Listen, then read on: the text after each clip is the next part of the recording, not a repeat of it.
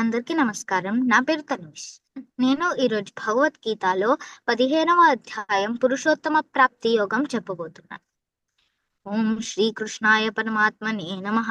శ్రీమద్భగవద్గీత అథ పంచదశోऽధ్యాయः పురుషోత్తమ ప్రాప్తి యోగः. శ్రీభగవానువాచ ఊర్ధ్వమూలమధః శాఖం అశ్వత్థం ప్రాహురవ్యయం ఛందాంసి యస్య పర్ణాని యస్తం వేద స వేదవిత్ అధశ్చోర్ధ్వం ప్రసృతాస్తస్య శాఖాః పునః ప్రవృద్ధా విషయప్రవాలాः అధశ్చ మూలాన్యనుసంతతాని కర్మానుబంధీని మనుష్యలోకే न रूपमस्येह ततो फलभ्यते नान्तो न चादिर्न च संप्रतिष्ठा अश्वत्थमेनं सुविरूढमूलम् असङ्गशस्त्रेण दृढेन चित्वा ततः पदं तत्परिमार्गितव्यं यस्मिन् गता न निवर्तन्ति भूयः तमेव चाद्यं पुरुषं प्रपद्ये यत्तः प्रवृत्तिः प्रसृता पुराणी निर्माणमोहाजितसङ्गदोषाः अध्यात्मनित्या विनिवृत्तकामाः द्वन्द्वैर्विमुक्ताः सुखदुःखसंज्ञैः गच्छन्त्यमूढाः पदमव्ययं तत् न तद्भासेते सूर्यः न शशाङ्को न पावकः यद्गत्वा न निवर्तन्ते तद्धाम परमं मम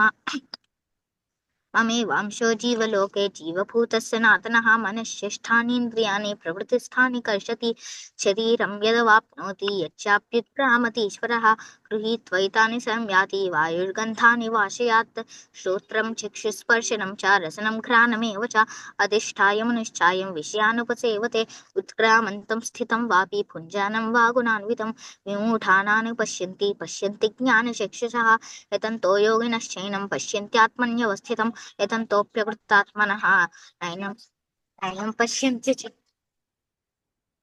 नैनं पश्यन्ति चेत् सः यदादित्यगतं तेजः जगद्भासेतेऽखिलं यच्छन्द्रमसि यच्छाग्नौ तत्तेजो विद्धि मामकं कामाविश्य च भूतानि धारयाम्यहमोजसा पुष्णाभि चौषधी सर्वाः सोमो भूत्वा रसात्मकः अहं वैश्वानरो भूत्वा प्राणिनां देहमाश्रितः प्राणापानसमायुक्तः पचाम्यन्नं चतुर्विधं सर्वस्य चाहं हृदि सन्निविष्टः मत्तस्मृतिर्ज्ञानमपोहनं च वेदैश्च सर्वैरहमेव वेद्यः वेदान्तकृद्वेदविदेव चाहं द्वाविमौ पुरुषौ लोके क्षरश्चाक्षर एव च क्षरः सर्वाणि भूतानि कूटस्थोऽक्षर उच्यते उत्तमः पुरुषस्त्वन्यः परमात्मेत्युदाहृतः यो लोकत्रयमाविश्य बिभर्त्यव्यय ईश्वरः यस्मात् क्षरमतीतोऽहम् अक्षरादपि चोत्तमः अतोऽस्मि लोके वेदे च प्रथितः पुरुषोत्तमः यो मामेवमसम्मूढः जानाति पुरुषोत्तमं स सर्वविद् भजति मां सर्वभावेन भारत इति गुह्यतमं शास्त्रम् इदमुक्तं मया नघ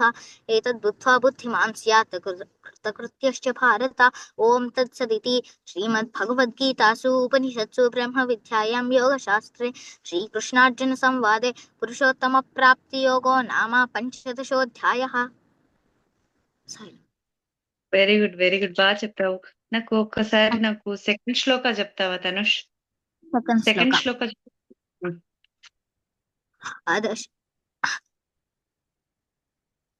अधश्चोर्ध्वं प्रसृतास्तस्य शाखाः पुनः प्रवृद्धा विषप्रवालाः अधश्च मूलान्यनुसन्ततानि कर्मानुबन्धीनि मनुष्यलोके.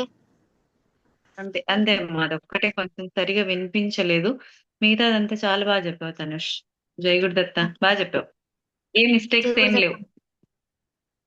జై గురుదత్త.